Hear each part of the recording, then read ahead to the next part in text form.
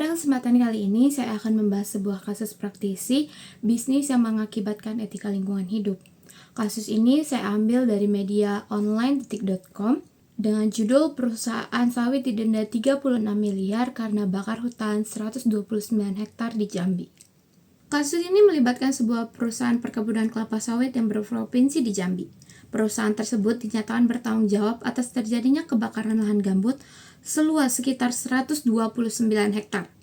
Akibat daripada kebakaran tersebut terjadinya kerusakan lingkungan yang cukup besar, terutama pada kawasan hutan dan juga lahan gambut yang memiliki fungsi penting bagi ekosistem.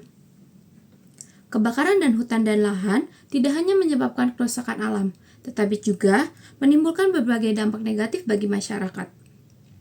Asap yang dihasilkan daripada kebakaran dapat mencemari udara, mengganggu aktivitas kesehatan masyarakat, serta menghambat aktivitas sehari-hari.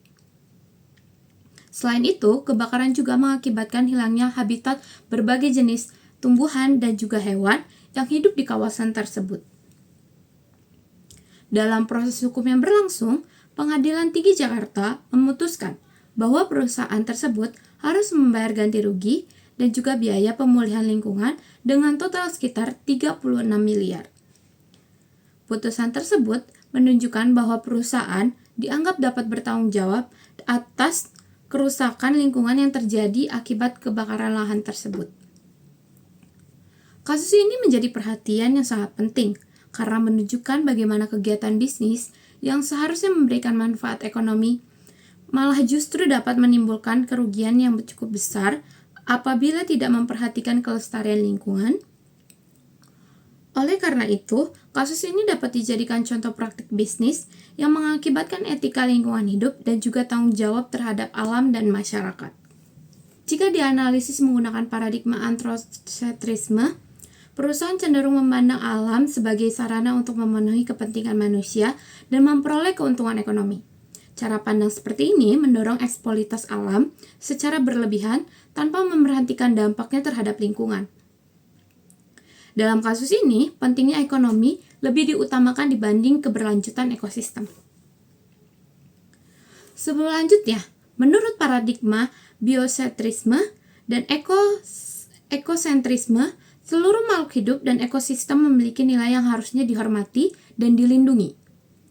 Kebakaran lahan yang merusak habitat hewan, tumbuhan, serta kualitas lingkungan masyarakat. Sebaliknya, menurut paradigma biosentrisme dan ekosentrisme, seluruh makhluk hidup dan ekosistem memiliki nilai yang harus dihormati dan dilindungi. Kebakaran lahan yang merusak habitat hewan, tumbuhan, serta kualitas lingkungan yang menunjukkan bahwa perusahaan tidak dapat menerapkan prinsip tersebut. Kasus ini juga bertentangan dengan beberapa prinsip etika lingkungan hidup. Prinsip yang pertama yaitu prinsip hormat terhadap alam karena tindakan yang dilakukan oleh merusak lingkungan yang seharusnya dijaga dan dilestarikan. Yang kedua, prinsip bertanggung jawab karena perusahaan tidak menunjukkan tanggung jawab yang memadai dan menjaga lingkungan tempat usahanya beroperasi. Yang ketiga, prinsip tidak merusak alam karena kebakaran lahan secara nyata menyebabkan kerusakan ekosistem.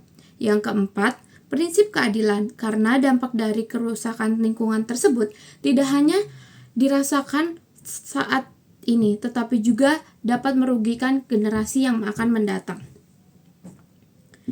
Apabila dikaitkan dengan